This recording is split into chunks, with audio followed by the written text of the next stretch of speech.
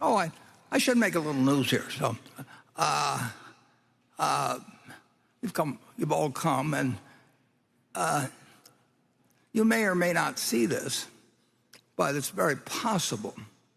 One of the things I bought, was bought for a different purpose by a different manager months earlier. He bought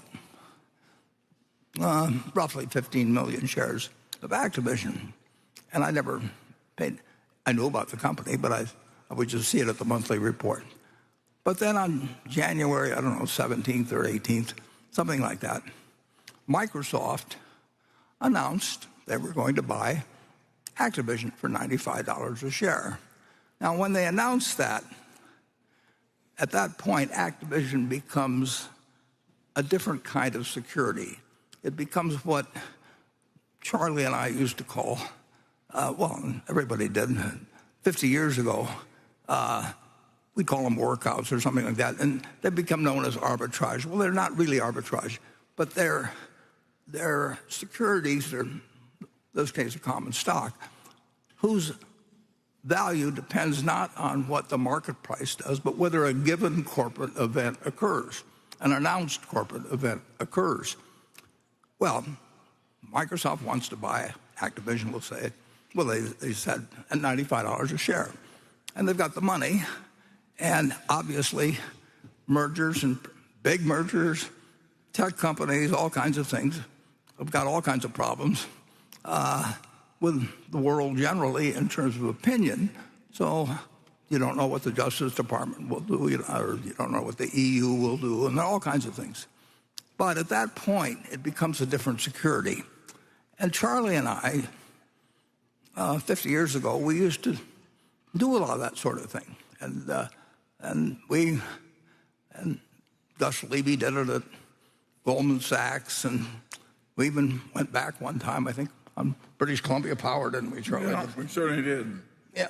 A guy named Bennett was up there, and we were trying to figure out whether some takeover of the power business. I mean, we spent a lot of time analyzing the probabilities of announced deals going through, and we call them workouts.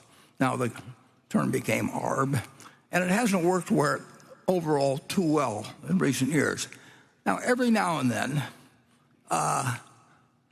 I see something that I want to do in that field, but very seldom, because they got to be big. The profit is limited. You know, if they say you're going to get 95, you're not going to get 96, and if the deal blows up, you may have a stock that's at 40 or something. So but we did it with Monsanto 5 or 6 years ago when Bayer was buying it, and we got very lucky because it turned out to be a terrible acquisition for Bayer, but it did go through because Bayer had the money, and they went through with the deal, even though Monsanto came with a problem that nobody really understood the extent of.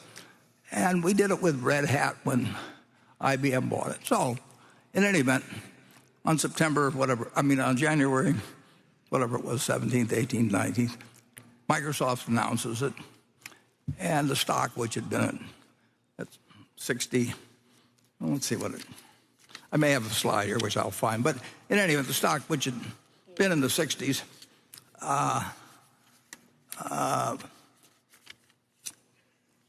went up to the 81 or 2, and that looked like not a big enough spread to me for a few days.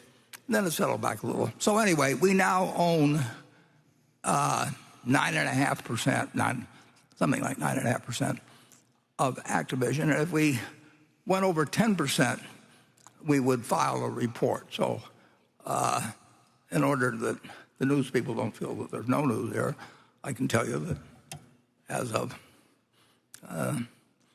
yesterday, we own about 9.5%. If we go past 10%, there'll be a form filed with the SEC and so on. But it is my purchases, not the manager who bought it some months ago. And if the deal goes through, we make some money, and if the deal doesn't go through, who knows what happens.